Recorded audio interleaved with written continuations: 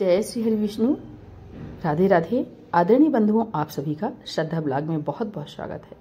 आज हम आपके लिए फिर से एक पुरानी कथा लेकर आए हैं। पुराणों में कई ऐसी कथाएं मौजूद है जो व्यक्ति को भाग्य और कर्मों को अच्छे से समझने में मदद कर सकती हैं। इसी पर हम आपके लिए फिर से एक पौराणिक कथा लाए हैं। कथा पूरी सुनेगा और अच्छी लगे तो प्लीज़ लाइक, चैनल को सब्सक्राइब जरूर कीजिएगा। कथा के अनुसार एक वर्षी देवर्षि नारद बैकुंठ धाम गए। वहां पहुंचकर उन्होंने श्रीहरि से कहा कि प्रभु, पृथ्वी पर आपका प्रभाव कम हो रहा है। जो धर्म के रास्ते पर चल रहे हैं उनका भला नहीं हो रहा है और जो पाप कर रहे हैं उनका खूब भला हो रहा है। यह सुन श्री विष्णु ने कहा, ऐसा नहीं है देवर्षि, नियत के अनुसार ही सब हो रहा है और वही उचित है। तब नारद जी ने कहा, मैंने स्वयं अपने आंखों से देखा है प्रभु, पापियों को अच्छा फल प्राप्त हो रहा है। जो लोग धर्म के रास्ते पर अग्रसर हैं उनके साथ बुरा हो रहा है। तब विष्णु जी ने कहा कि इस तरह की किसी एक घटना के बारे में आप बताओ।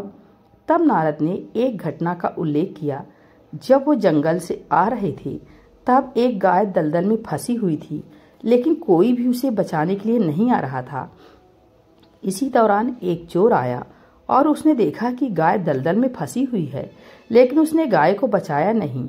वह चोर उस पर पैर रखकर दलदल लांघ कर निकल गया। आगे चलकर उसे सोने की मोहरें से भरी एक थैली मिली। इसके बाद वहां से एक बूढ़ा साधु गुजरा।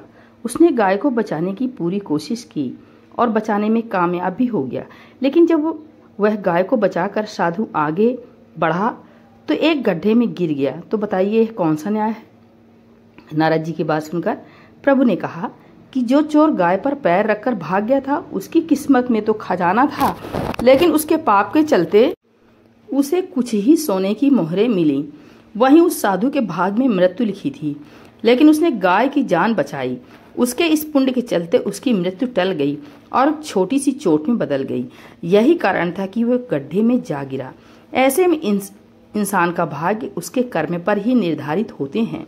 सत्कर्मों का प्रभाव ऐसा होता है कि दुखों और संकटों से मनुष्य का उद्धार हो जाता है। बोले भगवान विष्णु की जय।